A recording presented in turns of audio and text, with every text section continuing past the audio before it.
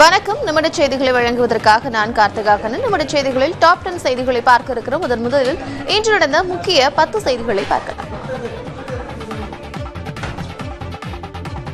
வண்டலூர் அருகே கட்டமைக்கப்பட்டுள்ள கிளாம்பாக்கம் கலைஞர் நூற்றாண்டு பேருந்து நிலையத்தை முதலமைச்சர் மு க ஸ்டாலின் திறந்து வைத்தார். வளாகத்தில் உள்ள முன்னாள் முதலமைச்சர் கருணாநிதியின் உருவச்சிலையை திறந்து வைத்து பேருந்து சேவையை முதலமைச்சர் மு க ஸ்டாலின் கொடியசைத்து தொடங்கி வைத்தார். இந்த நிகழ்வில் அமைச்சர்கள் சேகர்பாபு, சிவசங்கர், தாமு அன்பரசன், மூத்த அரசு அதிகாரிகள் ஆகியோர் கலந்து கொண்டனர். 88.52 ஏக்கரில் 397 கோடி ரூபாய் மதிப்பீட்டில் நவீன தொழில்நுட்ப வசதிகளுடன் கிளாம்பாக்கம் கலைஞர் நூற்றாண்டு பேருந்து நிலையம் கட்டப்பட்டுள்ளது. முதற்கட்டமாக தென் மாவட்டங்களுக்கு செல்லும் பேருந்துகள் இங்கிருந்து இயக்கப்பட உள்ளன. அதற்காக பல்வேறு வசதிகளுடன் 14 நடைமேடைகள் அமைக்கப்பட்டுள்ளன. பயணிகள் பாதுகாப்பிற்காக சிசிடிவி கேமரா, புறக்காவல் நிலையம், 2 எஸ்கலேட்டர்கள், 6 லிப்டுகள் ஆகிய வசதிகள் ஏற்படுத்தப்பட்டுள்ளன. ஒரே நாளில் 2310 பேருந்துகளை இயக்கவும் ஆம்னி பேருந்துகளை இயக்க தனி இடம் ஒதுக்கப்பட்டிருப்பதாகவும் தெரிவிக்கப்பட்டுள்ளது. பயணிகளுக்காக பேருந்து நிலையத்தில் 100 கடைகள் அமைக்கப்பட்டுள்ளன. ஓட்டுநர் மற்றும் நடத்துனர்களுக்காக ஓய்வறைகளும் ஏற்பாடு செய்யப்பட்டுள்ளன. இருசக்கர வாகனங்கள் மற்றும் கார்கள் என 2500 வாகனங்களை நிறுத்த வசதிகள் செய்யப்பட்டுள்ளன.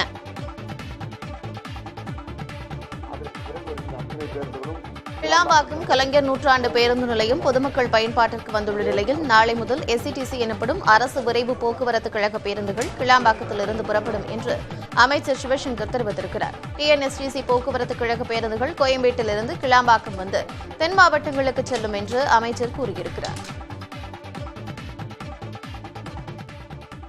இன்று பொதுமக்கள் பயன்பாட்டுக்கு கலைஞர் நூற்றாண்டு பேருந்து முனையம் கிளாம்பாக்கம் பயன்பாட்டுக்கு வந்திருக்கிறது. அரசு விரைவு போக்குவரத்து கழக பேருந்துகள் எவ்வளவு பேருந்துகள் இங்கிருந்து இயக்கப்படுகிறது, மற்ற கார்ப்பரேஷனுடைய பேருந்துகள் எப்போது இயக்கப்படும்? அரசு விரைவு போக்குவரத்து கழகத்தை பொறுத்தவரை நாளையிலிருந்து முழுமையாக கிளாம்பாக்கம் கலைஞர் நூற்றாண்டு பேருந்து முனையத்திலிருந்து இயக்கப்படும். இன்றைக்கும் கோயம்பேட்டிலிருந்து புறப்படுகின்ற பேருந்துகள் கிளாம்பாக்கம் வந்துதான் செல்லும். நாளையிலிருந்து முழுமையாக அரசு விரைவு போக்குவரத்து கழகங்கள் கிளாம்பாக்கத்திலிருந்து மாத்திரமே இயங்கும். மற்ற அரசு போக்குவரத்து கழகங்கள் கோயம்பேட்டிலிருந்து கிளம்பி கிளாம்பாக்கம் வந்து தென் மாவட்டங்களுக்கு செல்லும். அந்த அரசு போக்குவரத்து கழக பேருந்துகளும் பொங்கலுக்கு பிறகு முழுமையாக கிளாம்பாக்கத்திலிருந்து இயங்கும். எஸ்இடிசி பேருந்துகள் எவ்வளவு பேருந்துகள் ஒரு நாளைக்கு இங்கிருந்து இயக்கப்படுது? எந்தெந்த மாவட்டங்கள் முக்கியத்துவம்? ஏற்கனவே இயங்குகின்ற பேருந்துகள் 300 நடைகள் ஒரு நாளைக்கு புறப்படும். வார இறுதி நாட்களில் 360 நடைகள் புறப்படும். எனவே இங்கிருந்து தான் அந்த முழுமையான இயக்கம் இருக்கும். தென் மாவட்ட பேருந்துகள் மட்டும் இல்லாம மற்ற மாவட்டங்களுக்கு செல்லக்கூடிய பேருந்துகள் இங்க எப்போது இயக்கப்படும்? அதனுடைய ஸ்டேட்டஸ் எப்படி இருக்கு? பொங்கலுக்கு பிறகு என்ன முடிவுகள் எடுக்கிறது? ஏற்கனவே மாதாவரம் பேருந்து முனையம் போன்ற பேருந்து முனையங்கள்லாம் இருக்கிறது. இந்த பேருந்து இயக்கத்தை பார்த்து இங்கிருந்து மாநகர போக்குவரத்து கழகம் இணைப்புகளை எல்லாம் கணக்கிலே கொண்டு அடுத்த கட்ட முடிவு எடுக்கப்படும். தொடர்ச்சியாக மற்ற இடங்களுக்கு செல்லக்கூடிய பேருந்துகள் அனைத்தையுமே பொங்கல் பண்டிகையின் போது சிறப்பு பேருந்துகள் இயக்கப்பட்டு அதற்கு அடுத்த கட்ட முடிவுகள் எடுக்க இருப்பதாக அமைச்சர் தெரிவித்திருக்கிறார். புதிய தலைமுறைக்காக ஒளிப்பதிவாளர் மதுவுடன் செய்தியாளர் ராஜ்குமார். மழை வெள்ளத்தால் பாதிக்கப்பட்ட மாவட்ட மக்களுக்கு வீட்டுக்கடன், தொழிற்கடன் உட்பட 1000 கோடி ரூபாய் மதிப்பிலான நிவாரண தொகுப்பு ஒதுக்கப்பட்டுள்ளதாக முதலமைச்சர் மு க ஸ்டாலின் அறிவித்துள்ளார். இதன்படி சேதமடைந்த வீடுகளுக்காக 385 கோடி ரூபாயும், பயிர்ச்சேத நிவாரணத்திற்காக 250 கோடி ரூபாய் நிவாரணம் வழங்கப்படும் என குறிப்பிட்டுள்ளார். தொழில் நிறுவனங்களுக்கு 3 லட்சம் ரூபாய் வரை வெள்ள நிவாரண கடன் உதவி வழங்கப்படும் என தெரிவித்துள்ள முதலமைச்சர், மழை வெள்ளத்தால் பாதிக்கப்பட்ட உப்பள தொழிலாளர்களுக்கு 3000 ரூபாய் நிவாரணத் தொகை வழங்கப்படும் என அறிவித்துள்ளார். சிறு வணிகர்களுக்கு 1 லட்சம் ரூபாய் வரை சிறப்பு கடன் திட்டத்தில் வழங்கப்படும் என்றும், சிறுகடை உரிமையாளர்கள், தெருவோர வியாபாரிகளுக்கு 10,000 ரூபாய் வரை 4 விழுக்காட்டு வட்டியுடன் கடன் அளிக்கப்படும் என்றும் தெரிவித்துள்ளார். இதேபோல் 1 லட்சம் ரூபாய் வரை 6 விழுக்காடு வட்டி வீதத்தில் கடன் வழங்கப்படும் எனவும் முதலமைச்சர் அறிவித்துள்ளார்.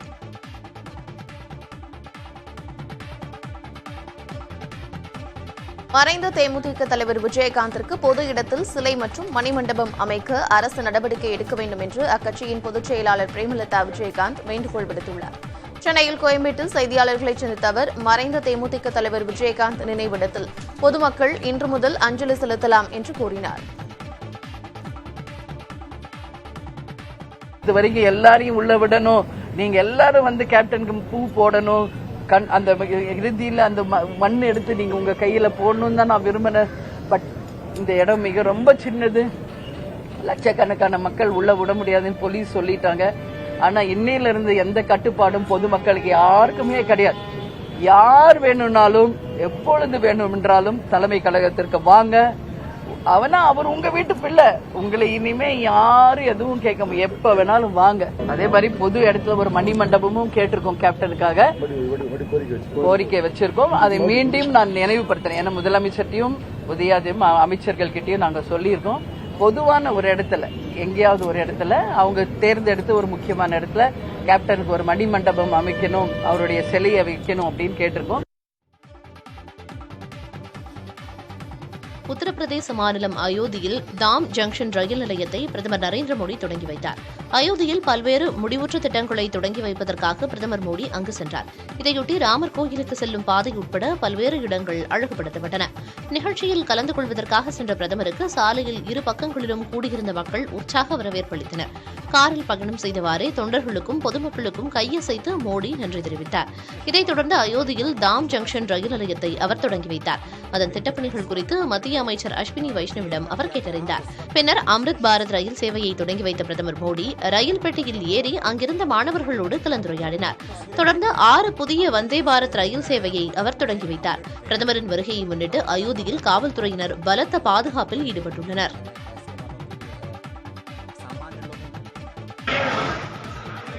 நெல்லையில் வெள்ளத்தால் பாதிக்கப்பட்ட மக்களை சந்தித்து நடிகர் விஜய் நிவாரண உதவிகளை வழங்கினார். நெல்லை, தூத்துக்குடி உள்ளிட்ட தென் மாவட்டங்களில் சமீபத்தில் பெய்த கனமழையால் பல இடங்களில் வெள்ளம் சூழ்ந்தது. இதனால் பொதுமக்கள் பெரிதும் பாதிக்கப்பட்டனர். தமிழக அரசு நிவாரணப் பணிகளை மேற்கொண்டு வரும் நிலையில் வெள்ளத்தால் பாதிக்கப்பட்ட தூத்துக்குடி, நெல்லை மாவட்டங்களுக்கு சென்று அங்குள்ள மக்களுக்கு நடிகர் விஜய் நிவாரண உதவிகளை செய்து வருகிறார். முதற்கட்டமாக நெல்லை கேடிசி நகருக்கு சென்று அங்குள்ள மக்களை நேரில் சந்தித்து பேசினார். பின் வெள்ளத்தால் உயிரிழந்தோரின் குடும்பத்தினருக்கு தலா 1 லட்சம் ரூபாயை நிவாரண நிதியாக விஜய் வழங்கினார்.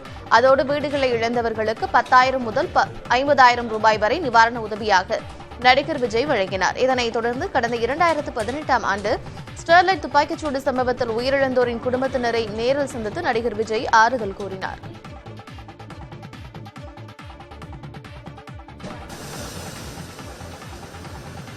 எண்ணூரில் அமோனியா வாயு கசிவு ஏற்பட்டதால் பொதுமக்கள் பெரும் இன்னலுக்கு ஆளான நிலையில் உர ஆலை மீண்டும் தொடங்கப்படவில்லை என்று கோரமண்டல் நிறுவனம் தெரிவித்திருக்கிறது. இதுகுறித்து கோரமண்டல் நிறுவனம் வெளியிட்ட அறிக்கையில் வாயு கசிவு சம்பவத்தை தொடர்ந்து எண்ணூரில் உர தொழிற்சாலை இன்னும் தொடங்கவில்லை என்று தெரிவிக்கப்பட்டுள்ளது. மாசு கட்டுப்பாட்டு வாரியம் அறிவுறுத்தலின்படி உர ஆலையில் ஆய்வுப் பணிகளை மேற்கொண்டு வருவதாக கோரமண்டல் நிறுவனம் தெரிவித்துள்ளது. சென்னை எண்ணூரில் உள்ள கோரமண்டல் இன்டர்நேஷனல் லிமிடெட் நிறுவனம் எண்ணூரில் உள்ள உர ஆலைக்கு கடற்கரையிலிருந்து 3 கிலோமீட்டர் தொலைவில் இருக்கும் கப்பல்களில் இருந்து திரவ அமோனியா கடலுக்கடியில் பதியப்பட்ட குழாய் மூலமாக பெறப்பட்டு வருகிறது. சமீபத்தில் இந்த குழாயில் ஏற்பட்ட கசிவு காற்றில் கலந்து சின்னக்குப்பம், பெரியகுப்பம், நேதாஜி நகர், பர்மா நகர் ஆகிய பகுதிகளில் கடும் நெடியுடன் கூடிய கண்ணெரிச்சல் பாதிப்பை ஏற்படுத்தியது. இதனால் எண்ணூர் பகுதியைச் சேர்ந்த பொதுமக்கள் பல்வேறு உடல் உபாதைகளால் மருத்துவமனைகளில் அனுமதிக்கப்பட்டனர்.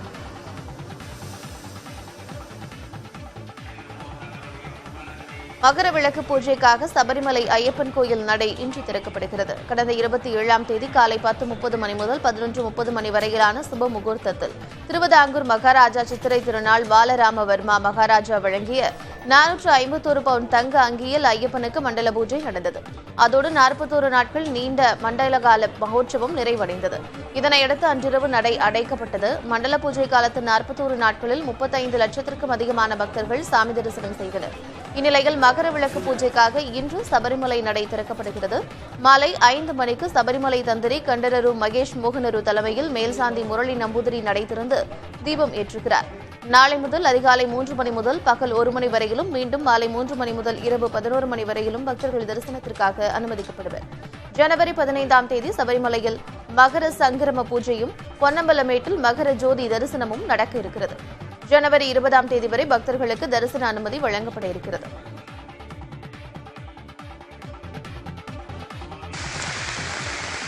தமிழ்நாட்டில் கன்னியாகுமரி மற்றும் நெல்லை மாவட்ட மலைப்பகுதிகளில் இன்று கனமழை பெய்ய வாய்ப்புள்ளதாக சென்னை வானிலை ஆய்வு மையம் தெரிவித்திருக்கிறது. தமிழகம் மற்றும் புதுவையின் ஒரு சில இடங்களில் இன்று லேசானது முதல் மிதமான மழை பெய்யக்கூடும் என்று தெரிவிக்கப்பட்டுள்ளது. வரும் 5ஆம் தேதி வரை தமிழகத்தின் ஓரிரு இடங்களிலும் புதுவை, காரைக்கால் பகுதிகளில் லேசானது முதல் மிதமான மழையும் பெய்யக்கூடும் என்று தெரிவிக்கப்பட்டுள்ளது. சென்னையில் நகரில் வானம் மேகமூட்டத்துடன் காணப்படும் என்றும் கூறப்பட்டிருக்கிறது. தென்கிழக்கு அரபிக்கடல் மற்றும் அதனை ஒட்டிய பகுதிகளில் காற்றழுத்த தாழ்வு பகுதி உருவாகியுள்ளதாக கூறியிருக்கும் வானிலை ஆய்வு மையம், இது அடுத்த 48 மணி நேரத்தில் மேற்கு வடமேற்கு திசையில் நகர்ந்து ஆழ்ந்த காற்றழுத்த தாழ்வு பகுதியாக அதே பகுதியில் நிலவக்கூடும் என்று தெரிவித்துள்ளது.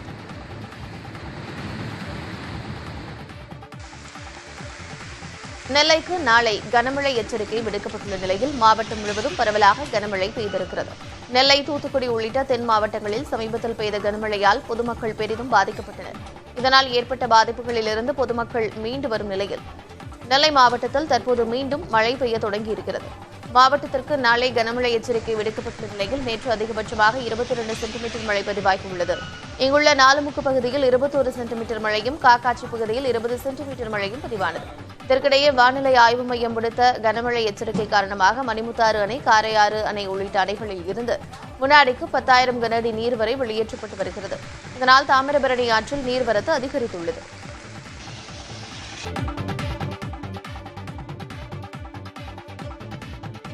திருப்பதி மலையில் பக்தர்கள் நடந்து செல்லும் பாதையில் மீண்டும் சிறுத்தை மற்றும் கரடி நடமாட்டம் இருப்பதால் பக்தர்கள் எச்சரிக்கையாக இருக்க தேவஸ்தான நிர்வாகம் அறிவுறுத்தியுள்ளது. கடந்த 3 மாதங்களுக்கு முன் மலைப்பாதையில் பயணித்த சிறுமியை சிறுத்தை தாக்கியதில் அவர் உயிரிழந்தார்.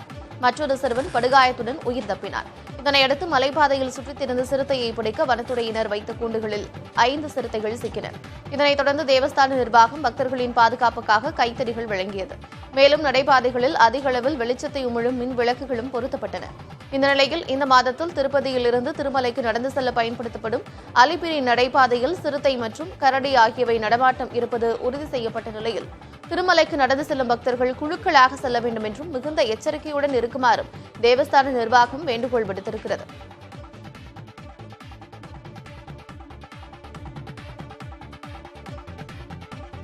உலகம் முழுவதும் பரவி வரும் ஒமிக்ரான் திரிபு வகையான JN.1 கொரோனா தொற்றால் பெரிய அளவில் பாதிப்பு ஏற்படாது என உலக சுகாதார அமைப்பின் முன்னாள் விஞ்ஞானியான சௌமியா சுவாமிநாதன் தெரிவித்திருக்கிறார். JN.1 வகை வைரஸ் மிகவும் பரவக்கூடியது என்றாலும் ஏற்கனவே கொரோனா தடுப்பூசி செலுத்தப்பட்டதாலும் இயற்கை நோய் தொற்று காரணமாக நோய் எதிர்ப்பு சக்தி அதிகமாக இருப்பதாலும் இந்த வைரஸால் பாதிப்பு இருக்காது எனவும் சௌமியா சுவாமிநாதன் கூறினார். கொரோனா தடுப்பூசியே பலரை கடுமையான பாதிப்பிலிருந்து பாதுகாப்பதாகவும் அவர் கூறினார். JN.1 வகை வைரஸ் தொற்று அதிகரிப்புக்கு கொரோனா பரிசோதனையை தீவிரப்படுத்தியதே காரணம் எனவும் சோதனையை எவ்வளவு அதிகரிக்கிறோமோ அந்த அளவுக்கு JN.1 வைரஸ் பாதிப்பும் அதிகரிக்கும் எனவும் சௌமியா சுவாமிநாதன் கூறினார். டெல்லியில் நிலவும் கடும் பனிமூட்டத்தால் விமானம் மற்றும் ரயில் சேவை பாதிக்கப்பட்டது.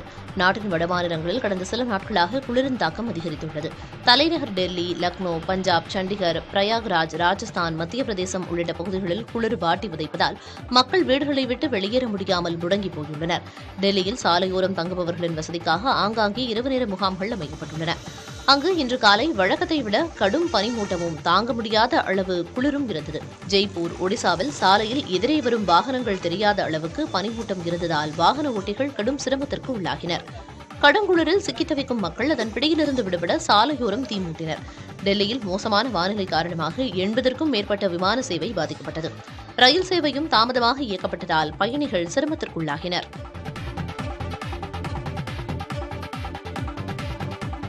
பீகார் மாநிலத்தில் லாரியில் ஏற்றிச் செல்லப்பட்ட விமான பாகம் பாலத்தின் அடியில் சிக்கிக் கொண்டது. அசாமிலிருந்து மும்பைக்கு லாரி ஒன்றின் மூலமாக விமானத்தின் பாகம் ஏற்றிச் செல்லப்பட்டது. அப்போது பீகார் மாநிலம் மோதிஹாரி பகுதியில் பாலத்தின் அடியில் சிக்கிக் கொண்டது. இதனால் அந்த பகுதியில் நீண்ட நேரம் போக்குவரத்தில் பாதிப்பு ஏற்பட்டது. இந்நிலையில் பாலத்தின் அடியில் சிக்கிக் கொண்ட விமான பாகத்தை மீட்டெடுக்கும் பணியில் லாரி ஓட்டுநர்கள், உள்ளூர் பொதுமக்கள் ஈடுபட்டனர். நீண்ட முயற்சிக்கு பிறகு ஒரு வழியாக விமானத்தின் பாகத்தை மீட்டெடுத்தனர். ஏற்கனவே கடந்த ஆண்டு ஆந்திர பிரதேச மாநிலத்தில் இதுபோன்று பாலத்தினடியில் விமானத்தின் பாகம் சிக்கி மீட்கப்பட்டது குறிப்பிடத்தக்கது. நாட்டிற்கு கூட்டணி ஆட்சி தேவையில்லை என மக்கள் நினைப்பதாக பிரதமர் மோடி தெரிவித்திருக்கிறார். பிரதமர் மோடி செய்தி நிறுவனம் ஒன்றிற்கு அளித்துள்ள பேட்டியில் நிலையற்ற தேர்தல் முடிவுகள், கூட்டணி ஆட்சியால் நாடு 30 ஆண்டுகளை இழந்துவிட்டதாக கூறியுள்ளார். கூட்டணி ஆட்சியால் ஊழல், திறனற்ற ஆட்சி, திருப்திப்படுத்தும் அரசியலை மக்கள் பார்த்துவிட்டதாகவும் அதனால் அடுத்த ஆண்டு நடைபெறவுள்ள நாடாளுமன்ற தேர்தலில் மக்களின் இயல்பான தேர்வாக பாஜக இருக்கும் எனவும் பிரதமர் மோடி தெரிவித்துள்ளார். கூட்டணி ஆட்சி முறை மக்களிடையே நம்பிக்கையும் இன்மையையும் உலக நாடுகளிடையே இந்தியா மீது தவறான எண்ணத்தை ஏற்படுத்துவதாகவும் பிரதமர் மோடி கூறியுள்ளார். பாஜகவுக்கு எதிராக 28 கட்சிகள் இணைந்து உருவாக்கியுள்ள இந்தியா கூட்டணியில் தொகுதி பங்கீடு மிகவும் சவாலாக இருக்கும் எனவும் அவர் தெரிவித்தார். நாடாளுமன்ற எண்ணிக்கை அடிப்படையில் தென் மாநிலங்களில் பாஜக தனிப்பெரும் கட்சியாக திகழ்வதாகவும் நடந்து முடிந்த பேரவைத் தேர்தல்கள் பாஜக ஆட்சியை பிடித்த 3 மாநிலங்களுக்கு புதியவர்கள் முதலமைச்சராக தேர்வு செய்யப்பட்டுள்ளதாகவும் பிரதமர் மோடி மோடி பெருமிதம் தெரிவித்தார். வேலை வாய்ப்புகளை உருவாக்குவதே மத்திய அரசின் முதன்மை பணியாக உள்ளதாகவும் அவர் கூறினார். நாடாளுமன்ற தேர்தலில் பாஜகவிற்கு இந்தியா கூட்டணி தகுந்த பாடத்தை புகட்டும் என மேற்குவங்க முதலமைச்சர் மம்தா பானர்ஜி தெரிவித்துள்ளார். மேற்கு வங்கத்தில் நடைபெற்ற பொதுக்கூட்டம் ஒன்றில் பேசிய அவர், இந்தியா கூட்டணிக்கு யார் தலைமை தாங்குவது, வியூகங்களை வகுப்பது உள்ளிட்டவை குறித்து தற்போதைக்கு யாரும் கவலைப்பட வேண்டாம் என கூறினார். இந்தியா கூட்டணி நிச்சயம் அனைத்து தொகுதிகளிலும் போட்டியிடும் என குறிப்பிட்ட மம்தா பானர்ஜி, இந்த முறை பாஜகவிற்கு இந்தியா கூட்டணி தகுந்த பாடத்தை கற்றுத்தரும் என தெரிவித்தார். இந்தியா கூட்டணி நாடாளுமன்ற தேர்தலில் வெற்றி பெற திரிணாமுல் காங்கிரஸ் கட்சி தொண்டர்கள் மட்டுமின்றி கூட்டணி கட்சியினரும் உழைக்க வேண்டும் என கேட்டுக் கொண்ட அவர், இந்தியா கூட்டணியின் வெற்றி இந்தியாவிற்கு மட்டுமல்ல மேற்குவங்க மாநிலத்திற்கும் பெரிய அளவில் நன்மையை தரும் என சுட்டிக்காட்டினார். மேற்கு வங்க மாநிலத்தில் திரிணாமுல் காங்கிரஸ், கம்யூனிஸ்ட் கட்சிகள், காங்கிரஸ் கட்சியிடையே கருத்து மோதல் நிலவி வரும் நிலையில் கூட்டணி தொடர்பாக தனது நிலைப்பாட்டை மம்தா பானர்ஜி தெளிவுபடுத்தியுள்ளார். ஆங்கில புத்தாண்டை முன்னிட்டு தலைநகர் டெல்லியில் பாதுகாப்பு பலப்படுத்தப்பட்டுள்ளது. 2024ஆம் ஆண்டை உற்சாகத்துடன் வரவேற்க மக்கள் தயாராகி வருகின்றனர். டெல்லி, மும்பை, பெங்களூரு உள்ளிட்ட நாட்டின் பல்வேறு நகரங்களிலும் புத்தாண்டு கொண்டாட்டங்களுக்கு ஏற்பாடுகள் செய்யப்பட்டுள்ளன. இதனையொட்டி பாதுகாப்பும் அதிகரிக்கப்பட்டுள்ளது. குறிப்பாக தலைநகர் டெல்லியில் காவல்துறை பாதுகாப்பு பலப்படுத்தப்பட்டுள்ளது. டெல்லி காவல்துறையினர் வாகனங்களை தீவிர சோதனைக்கு உட்படுத்தி வருகின்றனர். இதனிடையே மகாராஷ்டிர மாநிலம் நவி மும்பையில் புத்தாண்டை வரவேற்கும் விதமாக நகராட்சி அலுவலகம் முழுவதும் வண்ணமயமான லேசர் விளக்குகளால் ஒளிரவிடப்பட்டுள்ளன.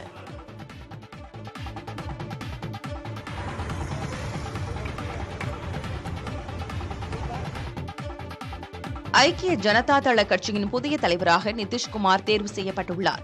பீகார் மாநிலத்தில் ஆளும் கட்சியாக உள்ள ஐக்கிய ஜனதா தள கட்சியின் தேசிய தலைவராக லாரன்ஸ் சிங் பதவி வகித்து வந்த நிலையில் தலைநகர் டெல்லியில் நடைபெற்ற கட்சியின் தேசிய செயற்குழு கூட்டத்தில் அவர் தலைவர் பதவியிலிருந்து விலகுவதாக அறிவித்தார். 2024ஆம் ஆண்டு பொதுத் தேர்தலுக்கு களப்பணி செய்ய வேண்டியிருப்பதால் தனது பதவியை ராஜினாமா செய்வதாக அவர் விளக்கமளித்தார். அவரது ராஜினாமாவை பொதுக்குழுவும் ஏற்றுக்கொண்ட நிலையில் புதிய தலைவராக நிதிஷ்குமார் தேர்வு செய்யப்பட்டதாக பொதுக்குழு அறிவித்தது. இந்தியா கூட்டணியின் ஆலோசனைக் கூட்டங்களில் நிதிஷ்குமார் கலந்து கொண்டு வரும் நிலையில் கட்சியின் தலைவராக அவர் இருக்கும் பட்சத்தில் அது இன்னமும் கூடுதல் பலமாக இருக்கும். குறிப்பாக தொகுதி பங்கீடுகள் உள்ளிட்ட விவகாரங்களில் கட்சியின் நிலைப்பாட்டை மற்ற கட்சி தலைவர்களிடம் நேரடியாக தெரிவிப்பதற்கான வாய்ப்பு கிடைக்கும் என்பதால் இந்த தலைவர் பதவி மாற்றம் மேற்கொள்ளப்பட்டிருப்பதாக சொல்லப்படுகிறது. கட்சியின் தலைவராக நிதிஷ்குமார் அறிவிக்கப்பட்டவுடன் பொதுக்கூட்டம் நடந்த இடத்திற்கு வெளியில் இருந்த கட்சியின் தொண்டர்கள் அடுத்த பிரதமர் நிதிஷ்குமார் தான் என முழக்கங்களை எழுப்பினர். உளவு பார்த்த குற்றச்சாட்டில் இந்திய கடற்படை அதிகாரிகளுக்கு விதிக்கப்பட்ட மரண தண்டனையை கத்தார் அரசு குறைத்த நிலையில் அடுத்த கட்ட நடவடிக்கை குறித்து மத்திய அரசு ஆலோசித்து வருகிறது. நீர்மூழ்கி கப்பல் தொடர்பான விவகாரங்களை உளவு பார்த்த குற்றச்சாட்டில் இந்திய கடற்படையைச் சேர்ந்த முன்னாள் அதிகாரிகள் 8 பேர் கைது செய்யப்பட்டனர். கத்தார் நாட்டு சிறையில் அடைக்கப்பட்டிருந்த அவர்களுக்கு மரண தண்டனை விதிக்கப்பட்டது. பல்வேறு கட்ட போராட்டம் மற்றும் பேச்சுவார்த்தைக்கு பிறகு 8 பேரின் மரண தண்டனையை ஆயுள் தண்டனையாக கத்தார் அரசு சமீபத்தில் குறைத்தது. இந்த நிலையில் கத்தார் சிறையிலிருந்து அவர்களை மீட்பது தொடர்பாக சட்ட வல்லுநர்களுடன் ஆலோசித்து வருவதாக மத்திய அரசு தெரிவித்துள்ளது. இது தொடர்பாக பேசிய மத்திய வெளியுறவுத்துறை செய்தி தொடர்பாளர், கத்தார் நீதிமன்றத்தின் தீர்ப்பை ஆய்வு செய்து வருவதாகவும் இது தொடர்பாக சட்ட வல்லுநர்களுடன் ஆலோசனை நடத்தி உரிய நடவடிக்கை எடுக்கப்படும் என்றும் உறுதியளித்தார்.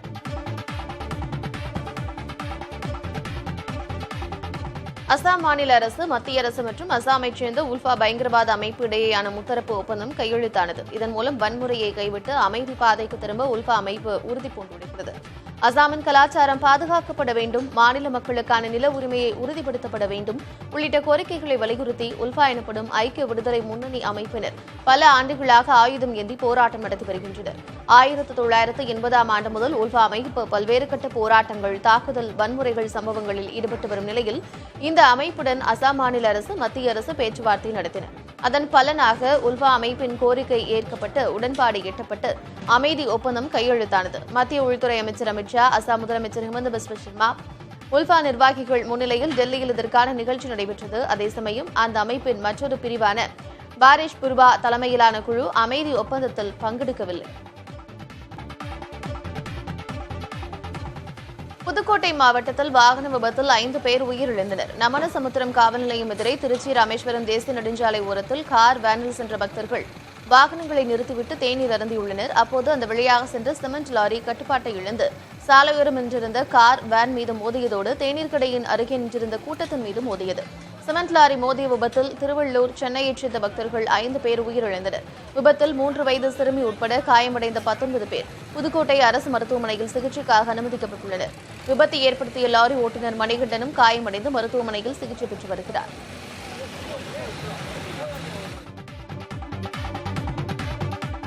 எல்லை தாண்டி மீன்பிடித்ததாக கூறி கைது செய்யப்பட்ட 27 தமிழக மீனவர்களை இலங்கை நீதிமன்றம் விடுதலை செய்திருக்கிறது. காரைக்கால் உள்ளிட்ட பல்வேறு பகுதிகளைச் சேர்ந்த மீனவர்கள் 27 பேர் இம்மாதம் கடலில் மீன்பிடித்துக் கொண்டிருந்த போது அந்த வழியாக வந்த இலங்கை கடற்படையினர் எல்லை தாண்டி மீன்பிடித்ததாக கூறி அவர்களை கைது செய்தனர்.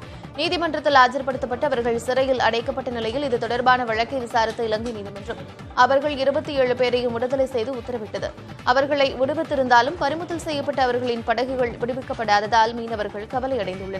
விடுதலை செய்யப்பட்ட மீனவர்களை சொந்த ஊர்களுக்கு அழைத்து செல்வதற்கான ஏற்பாடுகளை புதுச்சேரி அரசு செய்திருக்கிறது.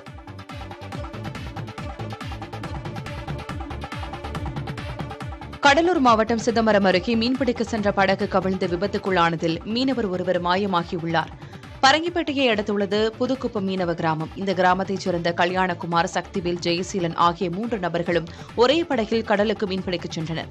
கரையிலிருந்து சிறிது தூரம் சென்றதும் அலையின் சீற்றத்தால் படகு ஒரு கட்டையில் மோதி கவிழ்ந்தது. இதில் காயமடைந்து நிலை குலைந்த 3 நபர்களில் 2 கரை சேர்ந்தனர். ஆனால் ஜெயசீலன் என்பவர் மாயமானார். கிராம மக்கள் கடலில் நீண்ட தூரம் சென்று தேடியும் அவர் கிடைக்கவில்லை. இதுகுறித்து காவல்துறையினர் விசாரணை நடத்தி வருகின்றனர். இதுபோன்ற சம்பவங்கள் அடிக்கடி நடப்பதால் மீனவர்களின் பாதுகாப்பு கருதி தமிழக அரசு உடனடியாக தூண்டில் வளைவு அமைத்து தர வேண்டும் என வேண்டுகோள் விடுத்தனர். தமிழகத்தில் 2024ஆம் ஆண்டுக்கான முதல் ஜல்லிக்கட்டு போட்டி நடைபெறும் இடம் குறித்து அதிகாரப்பூர்வமாக அறிவிக்கப்பட்டுள்ளது. அதன்படி ஜனவரி 6ஆம் தேதி புதுக்கோட்டை மாவட்டம் கந்தர்வக்கோட்டை அருகே உள்ள தச்சங்குறிச்சி கிராமத்தில் முதல் ஜல்லிக்கட்டு போட்டி நடைபெறவுள்ளது. அதற்கான அரசாணையை தமிழக அரசு வெளியிட்டுள்ளது. தச்சங்குறிச்சி கிராமத்தில் அமைந்துள்ள விண்ணேற்பு அன்னை ஆலய திருவிழாவை முன்னிட்டு இந்த ஜல்லிக்கட்டு போட்டி நடத்தப்படுகிறது. இதற்காக கந்தர்வக்கோட்டை சுற்றுவட்டார பகுதிகளில் உள்ள காளை வளர்ப்போர் தங்கள் காளைகளுக்கு வாடிவாசல் அமைத்து சீரிப்பாய வைத்தும் குளத்தில் நீச்சல் அடிக்க பயிற்சிகள் அளித்தும் தயார் நிலையில் வைத்துள்ளனர்.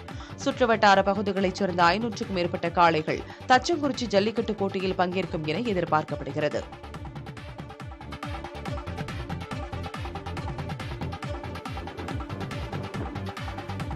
நாகை மாவட்டம் வேதாரண்யம் பகுதியில் பருவமழை காரணமாக உப்பு உற்பத்தி பாதிக்கப்பட்டதால் 14,000 தொழிலாளர்கள் வேலையிழந்துள்ளனர். அகஸ்தியன்பள்ளி, கோடியக்காடு, கோடியக்கரை, கடினல் வயல் உள்ளிட்ட கிராமங்களில் 9,000 ஏக்கரில் உப்பு உற்பத்தி செய்யப்படுகிறது.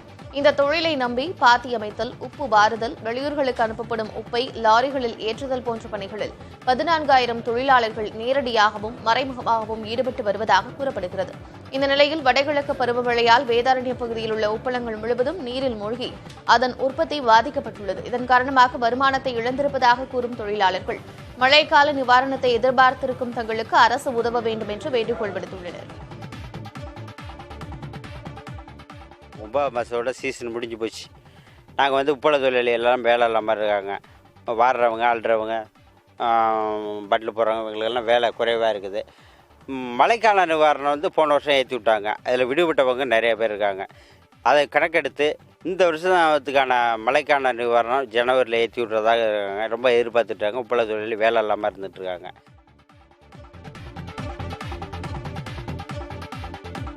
பிரதமர் நரேந்திர மோடியின் வருகையை ஒட்டி திருச்சியில் ட்ரோன்கள் பறக்க மாவட்ட நிர்வாகம் தடை விதித்துள்ளது. வரும் 2ஆம் தேதி பிரதமர் மோடி திருச்சி வர இருக்கும் நிலையில் இந்த உத்தரவு பிறப்பிக்கப்பட்டுள்ளது. பாதுகாப்பு காரணங்களுக்காக தடை விதிக்கப்படுவதாகவும் தடையை மீறி ட்ரோன்கள் மற்றும் இதர ஆளில்லா வான்வெளி வாகனங்களை பறக்கவிடும் நபர்கள் மீது சட்டப்படி நடவடிக்கை எடுக்கப்படும் என திருச்சி மாவட்ட ஆட்சியர் பிரதீப் குமார் தெரிவித்துள்ளார். திருச்சி புதிய விமான நிலைய முனையம் திறப்பு விழா மற்றும் பாரதிதாசன் பல்கலைக்கழக பட்டமளிப்பு விழாவில் பங்கேற்பதற்காக பிரதமர் மோடி வருகின்ற ஜனவரி மாதம் 2ஆம் தேதி திருச்சி மாவட்டத்திற்கு வருகை தர உள்ளது குறிப்பிடத்தக்கது. திருவண்ணாமலை மாவட்டம் வந்தவாசி அருகே அரசு வேளாண் விரிவாக்க மையத்தில் தரமற்ற விதை நெல் வழங்கப்பட்டதால் பெரும் இழப்பை சந்தித்துள்ளதாக விவசாயிகள் குற்றம் சாட்டியுள்ளனர். வந்தவாசி அடுத்த சோழவரம் சுற்றுப்பகுதி விவசாயிகள் பெரணமல்லூர் வேளாண் விரிவாக்க மையத்தில் விதை நெல் வாங்கி நாற்றுவிட்டுள்ளனர். கோ 51 ரக விதை நெல் மூட்டைகளில் சில மூட்டைகளுக்கு விலாச அட்டை இல்லை என்று விவசாயிகள் குற்றம் சாட்டுகின்றனர். அந்த மூட்டைகளில் இருந்த விதை நெல்லை நாற்று விடும்போது 10 நாட்களுக்கு மேலாகியும் பெரும்பாலான இடங்களில் பயிர்கள் முளைக்கவில்லை என்று விவசாயிகள் வேதனை தெரிவிக்கின்றனர். இதுபற்றி வேளாண் விரிவாக்க மைய அதிகாரிகளிடம் கேட்டபோது முறையாக பதிலளிக்காததோடு தரக்குறைவாக திட்டியதாகவும் குற்றச்சாட்டுகள் எழுகின்றன. முளைக்கும் திறனற்ற விதை நெல்லை கொடுத்ததால் சம்பா சாகுபடிக்காக செலவழித்த தொகை வீணாகிவிட்டதாக விவசாயிகள் கவலை தெரிவித்தனர். தரமற்ற விதை நெல் வழங்கப்பட்டதால் பாதிக்கப்பட்ட விவசாயிகளுக்கு நிவாரணம் வழங்க வேண்டும் என்று அரசுக்கு அவர்கள் கோரிக்கை விடுத்துள்ளனர். இதுபற்றி வேளாண் விரிவாக்க மைய அலுவலரிடம் கேட்டபோது உரிய முறையில் விசாரித்து நடவடிக்கை எடுக்கப்படும் என்று தெரிவித்தார்.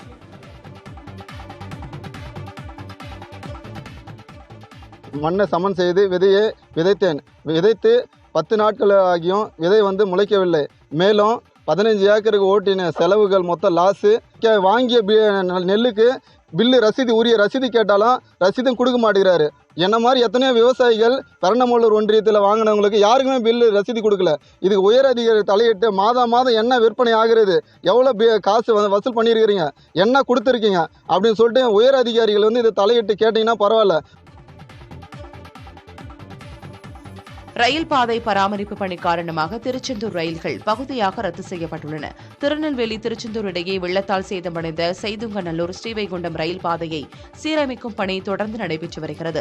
இந்த பாதையில் வரும் 1ஆம் தேதி முதல் 5ஆம் தேதி வரை பராமரிப்பு பணிகள் நடைபெற இருக்கின்றன. இதன் காரணமாக பாலக்காடு திருச்செந்தூர் இடையேயான பாலக்காடு விரைவு ரயில் மற்றும் சென்னை திருச்செந்தூர் இடையேயான செந்தூர் விரைவு ரயில் ஆகியவை ஜனவரி 1ஆம் தேதி முதல் 5ஆம் தேதி வரை திருநெல்வேலி திருச்செந்தூர் இடையே பகுதியாக ரத்து செய்யப்படுவதாக தெற்கு ரயில்வே அறிவித்திருக்கிறது.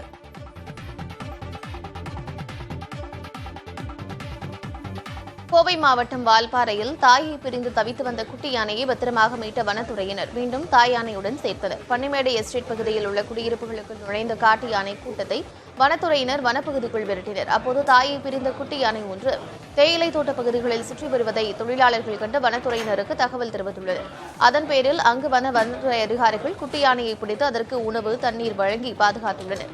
இதனையடுத்து குட்டி யானையை தாயை தேடும் பணியில் ஈடுபட்ட வனத்துறையினர் பல மணி நேர போராட்டத்திற்கு பிறகு குட்டி யானையை அதன் தாயுடன் சேர்த்தனர். தாயை கண்டதும் குட்டி யானை மகிழ்ச்சியுடன் ஓடி சென்ற காட்சிகள் வனத்துறையினரை நெகிழச் செய்தது.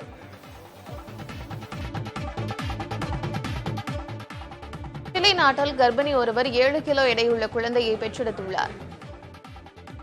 குரானிலஹு பகுதியைச் சேர்ந்த கர்ப்பிணிக்கு பிரசவ வலி ஏற்பட உடனடியாக அங்குள்ள மருத்துவமனையில் சேர்க்கப்பட்டார். நீண்ட போராட்டத்திற்கு பிறகு கர்ப்பிணிக்கு ஆண் குழந்தை பிறந்திருக்கிறது.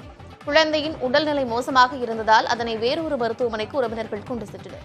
அங்கு அவசர சிகிச்சை பிரிவில் மருத்துவம் அளிக்கப்பட்டு வருகிறது. அதீத எடை காரணமாக இந்த சிக்கல் ஏற்பட்டுள்ளதாகவும் தொடர் கண்காணிப்பில் குழந்தை வைக்கப்பட்டுள்ள நிலையில் தற்போது அதன் உடல்நிலை சீராக உள்ளதென்றும் மருத்துவமனை தெரிவித்திருக்கிறது. குழந்தையின் தாயும் மருத்துவமனையில் சிகிச்சை பெற்று வருகிறார். 7 கிலோ 105 கிராம் எடையில் பிறந்த இந்த குழந்தை சிலி நாட்டிலேயே அதிக எடையுடன் பிறந்த குழந்தையாக கருதப்படுவதாக மருத்துவர்கள் தெரிவித்துள்ளனர்.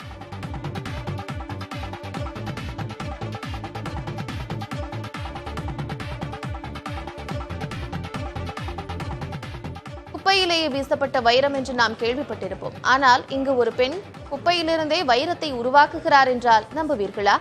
லண்டனில் நகை தயாரிப்பாளராக இருக்கும் அனபெல்லா சாட் ஆய்வகத்தில் உருவாக்கப்பட்ட ரத்தினங்கள் மற்றும் மறுசுழற்சி செய்யப்பட்ட பொருட்களிலிருந்து கிடைக்கப்பெறும் உலோகங்களிலிருந்து நகைகளை உருவாக்குகிறார். இயற்கை வைரங்கள் மதிப்புமிக்க பொருட்களாக கருதப்பட்டாலும் தனக்கு அது அர்த்தமுள்ளதாக தோன்றவில்லை என்று அவர் குறிப்பிட்டார். ஆரம்பத்தில் இவரின் நகைகள் பெரிய அளவில் விலை போகவில்லை என்றாலும் கொரோனா தொற்றுக்கு பிறகு இவரது நகைகளுக்கான மார்க்கெட் ஏறுமுகமாக இருப்பதாக கூறப்படுகிறது. மறுசுழற்சி செய்யப்பட்ட அலுமினியம் மற்றும் செயற்கை ரத்தினங்கள் கொண்டு இவர் உருவாக்கி வரும் நகைகளை மக்கள் அதிக அளவில் வாங்கி வருகின்றனர். வால்போல் பிரிட்டிஷ் லக்ஸரி விருது விழாவில் இவருக்கு கேம் சேஞ்சர் விருது வழங்கப்பட்டு கௌரவிக்கப்பட்டது. சமீபத்தில் ஆய்வகத்தில் உருவாக்கப்பட்டு வரும் நகைகளுக்கான சந்தை மதிப்பு 20% உயர்ந்துள்ளதாக ஈதன் கோல்டன் டைமண்ட் ரிசர்ச் நடத்திய ஆய்வில் தெரிய வந்திருக்கிறது குறிப்பிடத்தக்கது.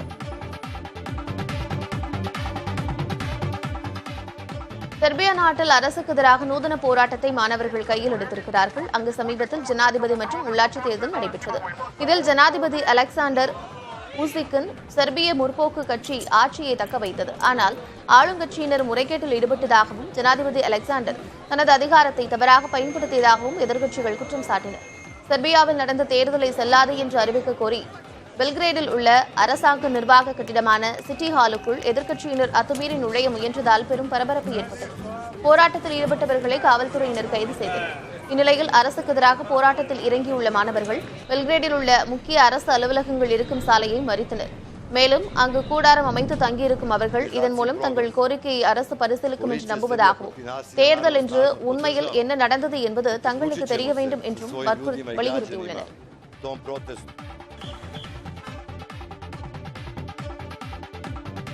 பெருமழை காரணமாக பெரு நாடு வெள்ளத்தில் மிதக்கிறது. காலநிலை மாற்றத்தால் உலகின் பல்வேறு பகுதிகளிலும் அதீத வெப்பநிலை அல்லது பெருமழை பொழிந்து வருகிறது. அதன் ஒரு பகுதியாக பெரு நாட்டின் வடகிழக்கு பகுதியில் திடீரென கனமழை கொட்டி தீர்த்தது. இடைவிடாமல் பொழிந்த பெருமழை காரணமாக பல்வேறு இடங்கள் வெள்ளக்காடாக காட்சியளிக்கின்றன. குடியிருப்புகள் தண்ணீரில் மூழ்கியிருப்பதால் மக்கள் வெளியேற்றப்பட்டுள்ளனர். பலரை தொடர்பு கொள்ள முடியாத நிலை ஏற்பட்டிருக்கிறது. படகு மூலமாக மக்களை மீட்கும் பணி நடைபெற்று வருகிறது. ஒரே நாளில் வாழ்க்கை முறை அனைத்தும் மாறிப்போனதால் உணவு, குடிநீர் உள்ளிட்ட அடிப்படை வசதிகள் இன்றி அவர்கள் தவித்து வருகின்றனர். அங்குள்ள நேவா ஆற்றில் அபாயக்கட்ட அளவை தாண்டி வெள்ளம் சீறி பாய்வதன் காரணமாக கரையோர பகுதிகள் துண்டிக்கப்பட்டுள்ளன. தொடர்ந்து அங்கு மழை பெய்யும் என கணிக்கப்பட்டிருப்பதால் பெருநாட்டு மக்கள் மீள வழியில்லாமல் பரிதவித்து வருகின்றனர். மெக்சிகோ நாட்டில் கேளிக்கை நிகழ்ச்சியின் போது நடைபெற்ற துப்பாக்கிச் சூட்டில் 6 நபர்கள் உயிரிழந்தனர். 20க்கும் அதிகமானோர் காயமடைந்தனர். மெக்சிகோ நாட்டின் வடக்கு மாகாணம் சொனராவில் உள்ள சிடட் ஒபெகன் பகுதியில் கேளிக்கை நிகழ்ச்சி நடைபெற்றது.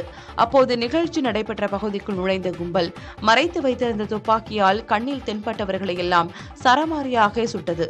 இந்த துப்பாக்கிச் சூட்டில் 6 நபர்கள் உயிரிழந்த நிலையில் 26 நபர்கள் படுகாயமடைந்தனர். தகவல் அறிந்து நிகழ்விடத்திற்கு சென்ற காவல்துறையினர் படுகாயமடைந்தவர்களை மீட்டு மருத்துவமனையில் அனுமதித்தனர். மேலும் துப்பாக்கிச்சூடு நடத்தி தப்பி ஓடிய நபர்களை மெக்சிகோ காவல்துறையினர் தேடி வருகின்றனர்.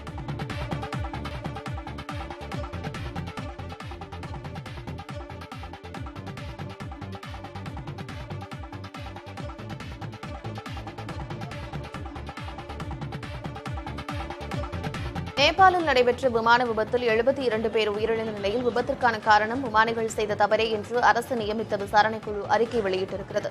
நேபாளின் காத்மண்டுவிலிருந்து போக்ரா பகுதிக்கு செல்லும் எட்டி ஏர்லைன்ஸைச் சேர்ந்த விமானம் ஜனவரி மாதம் 15ஆம் தேதி விபத்திற்குள்ளானது.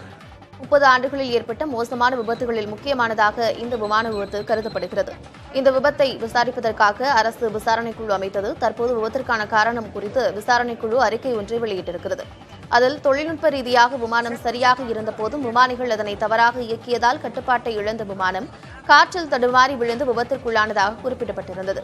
விசாரணைக்குழு உறுப்பினரான தீபக் பிரசாத் பட்சோலா தெரிவிக்கையில், போதிய விழிப்புணர்வு இல்லாமல் விமானிகள் தவறான லிவரை இழுத்ததால் விமானத்தின் என்ஜின் நடுவானத்தில் செயலிழந்ததாக கூறினார். இந்த விபத்தில் 2 குழந்தைகள், 15 வெளிநாட்டவர்கள் உட்பட 72 பேர் உயிரிழந்தனர் என்பது குறிப்பிடத்தக்கது.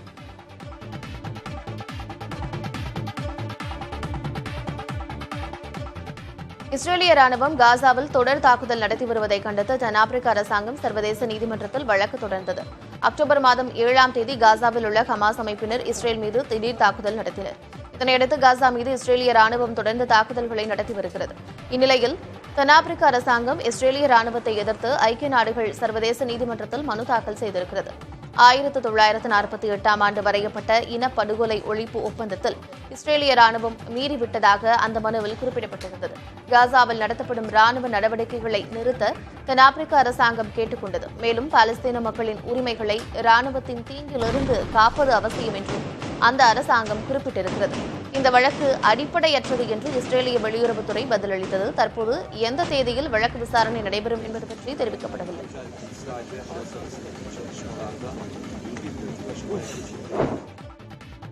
தொடர்ந்து நம்முடைய செய்திகளை பார்க்கலாம் ஒரு சிறிய இடைவேளைக்கு பிறகு.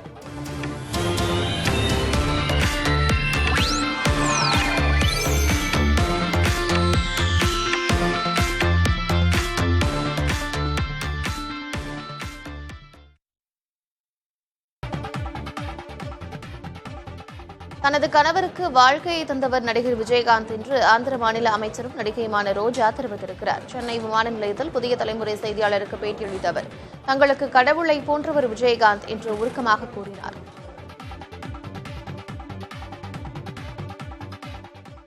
ரொம்ப கஷ்டமான விஷயம். அவர் இல்லைங்கிறது யாராலையும் ஜீர்ணிக்க முடியல. ரொம்ப நல்ல மனிதர், நல்ல லீடர். அண்ட் சர்வீஸ்னா அவர் ஃபர்ஸ்ட் ப்ரையாரிட்டி. அதே மாதிரி நல்ல விஷயம், படிக்கணும்னா யாருக்காவது படிக்க ஆசை இருந்து காசு இல்லைன்னா படிக்க வைக்கிறது. அண்ட் நிறைய சர்வீஸ் நான் பார்த்த ஹீரோஸில் ஒன் ஆஃப் த பெஸ்ட் ஹீரோன்னு சொல்லலாம் விஜயகாந்த் சார். ஸோ செல்வா ரொம்ப அப்செட் ஆயிட்டாங்க, 2 days ஹாஸ்பிட்டலைஸ் ஆயிட்டாங்க. ஸோ இன்னைக்கு தான் வெளியே கூட்டிட்டு போகிறேன், இங்கே இருந்த எல்லாம் வந்து பேசிகிட்டே இருக்காங்க. ஸோ அவருக்கு வந்து லைஃப் கொடுத்தவர். ஸோ எங்களுக்கு எப்பவுமே ஒரு கடவுள் மாதிரி விஜயகாந்த் சார். செல்வாக்கு வந்து 2 படம் கொடுத்துருக்காங்க, Pulan Visaranai and captain Prabhakar. So captain பிரபாகர்னால விஜயகாந்த் சாருக்கு எவ்வளோ நேம் வந்ததோ அதுக்கு மேலே செல்வா சாருக்கு ஒரு டைரக்டராக இந்தியா முழுக்க ஒரு ஃபேமஸ் ஆயிட்டாங்க. தொடரும் அண்மை செய்திகளுக்கு இணைந்திருங்கள். இது புதிய தலைமுறை.